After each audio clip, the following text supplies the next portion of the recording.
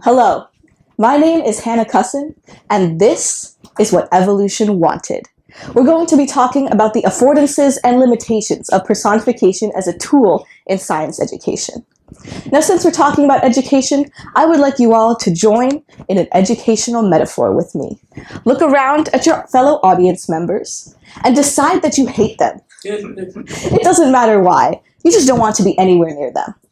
Now, you're sitting in these wonderful rolling chairs, so take a moment and act on your desires. There you go. And notice that the space in between you all has increased, and you're approximately equally distributed around the space that's been given to you.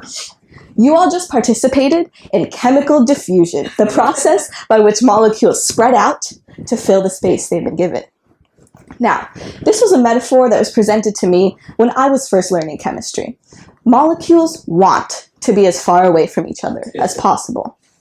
Let's look at some other metaphors you might have heard in your science classrooms. How about CRISPR reaches into the genome and edits it?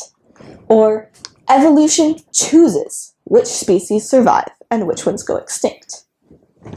Now, let's perform a rhetorical analysis on these three statements. They're all metaphors, but more specifically, they're all examples of personification, with each verb ascribing human qualities to the subject it's attached to. And if we delve deeper into each of these statements, we can find that there's actually some inaccuracies in each one.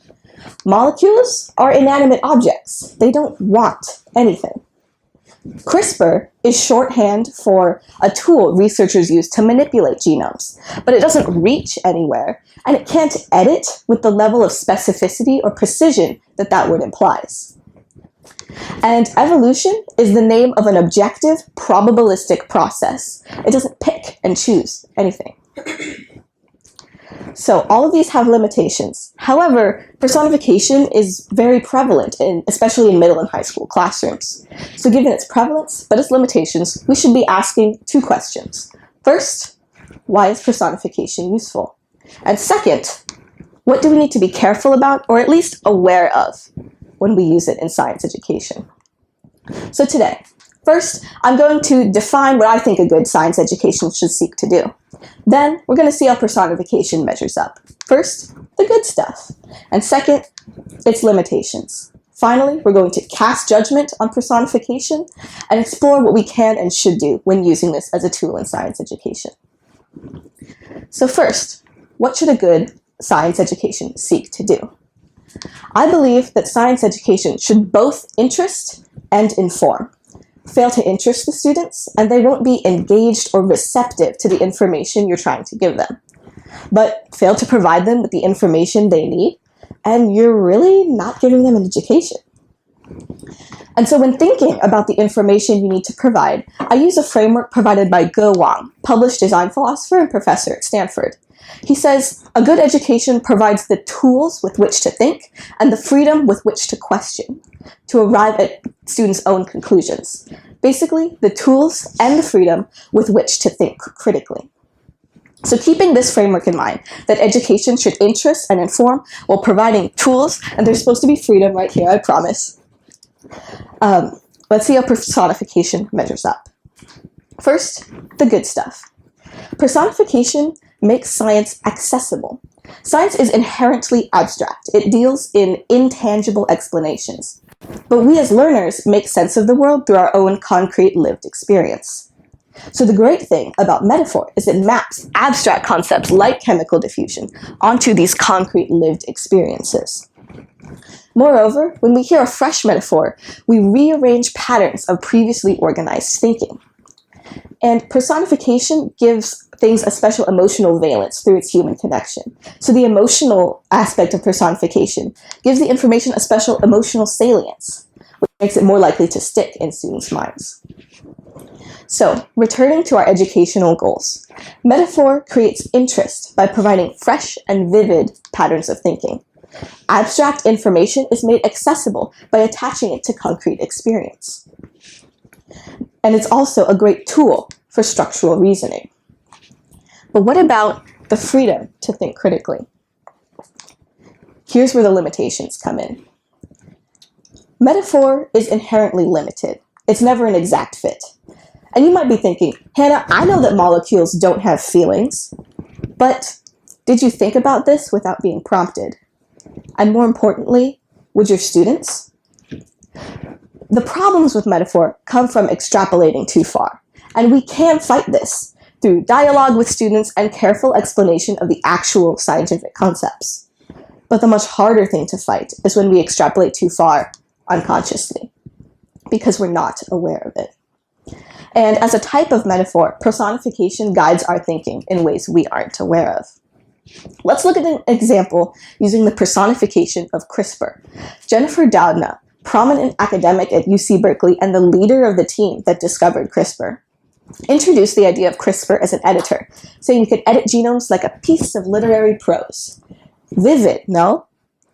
But as Alex Mabin argues in his Booth Prize-winning essay, these metaphors overstate the level of control CRISPR has, and frames any discussion of CRISPR's capabilities in this precision-based perspective.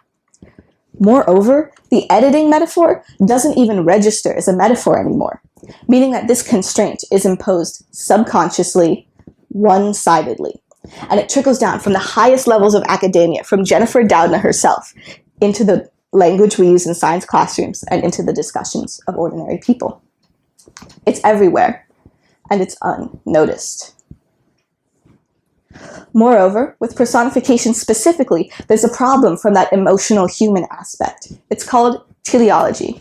Teleology refers to searching for purpose in things that might be inherently purposeless. To see this, let's take a look at the personification from my title slide. When we say that evolution wants something, we ascribe a goal to it. But evolution refers to change in characteristics of a species over time. It's driven by the objective, probabilistic process of natural selection. There is no plan, there are no goals, there are no wants.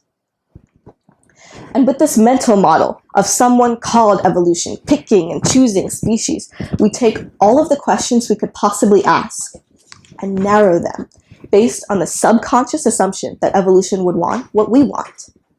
We don't even consider questions like, where does variation come from? How are traits passed on? And why? Why do some species survive and others don't? And these are all foundational questions of evolutionary biology as we know it today. But these important mechanistic questions won't even be considered when we subconsciously personify evolution. David Hankey, a plant biologist at the University of Cambridge, puts it very nicely. Teleology is a straitjacket for the mind, restricting truly creative scientific thinking. To sum up, when we use language uncritically, we impose subconscious limits on our thinking.